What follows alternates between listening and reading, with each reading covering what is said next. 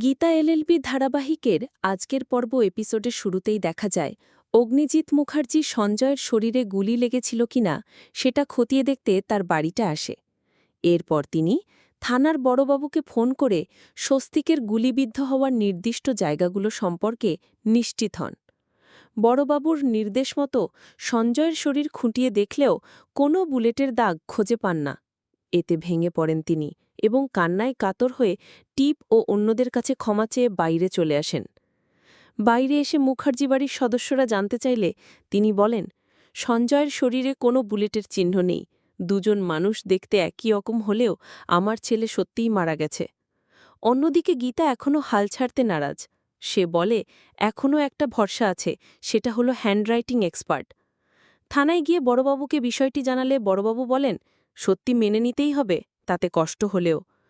তবুও গীতা আশা ছাড়ে না এবং জানতে চায় শহরে কোনো প্লাস্টিক সার্জারির ডাক্তার আছেন কিনা। বড়বাবু তাকে সেই ঠিকানা দিয়ে দেন। এরপর গীতা ডাক্তারের চেম্বারে যায় এবং প্রশ্ন করে, গুলি লাগার দাগ কি সার্জারি করে সম্পূর্ণ মুছে ফেলা সম্ভব? ডাক্তার উত্তর দেন, হ্যাঁ, তবে সাধারণ চোখে বোঝা কঠিন, খুব সূক্ষ্ম নজর থাকলেই বোঝা যায়। তখন গীতা বলে, আমি যদি রোগীকে নিয়ে আসি, আপনি বলতে পারবেন তার সার্জারি হয়েছে কিনা? ডাক্তার সম্মতি দেন। পাশাপাশি দেখা যায় টিপ ফুলসজ্জার জন্য তৈরি হচ্ছে, আর এদিকে গীতা তার বিয়ের শাড়ি ও শাঁখা বের করে বসে কান্নায় ভেঙে পড়েছে। টিপের মা এসে ছেলেকে সতর্ক করে বলেন, কোর্টের অর্ডার না আসা পর্যন্ত বৈবাহিক জীবন শুরু করা যাবে না। কিন্তু টিপ রেগে গিয়ে বলে, যেহেতু প্রমাণ হয়েছে সঞ্জয়ের শরীরে কোনো গুলির চিহ্ন নেই, তাহলে কেন আমরা স্বামী স্ত্রী হিসেবে থাকতে পারবো না? নাকি তুমি গীতাকে আমার চেয়েও বেশি ভালোবাসো? এরপর গীতা ফোন করে সঞ্জয়কে জানায়, আজকের রাতটা কথা মনে আছে? এই রাতেই আমাদের বিয়ে হয়েছিল, আপনি দ্বিতীয়বার আমাকে সিঁদুর পরিয়েছিলেন।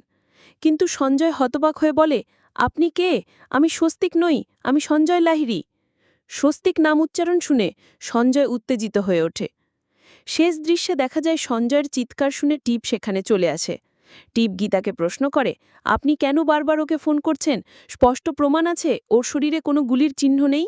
তখন গীতা বলে, আমি তো বারবার ফোন করিনি, আজকের রাত আমার বিয়ের রাত, সামনে সিঁদুর শাড়ি পরে আছে, কিন্তু আমি পরতে পারছি না। আপনি বিশ্বাস করুন, ওই আমার স্বস্তিক।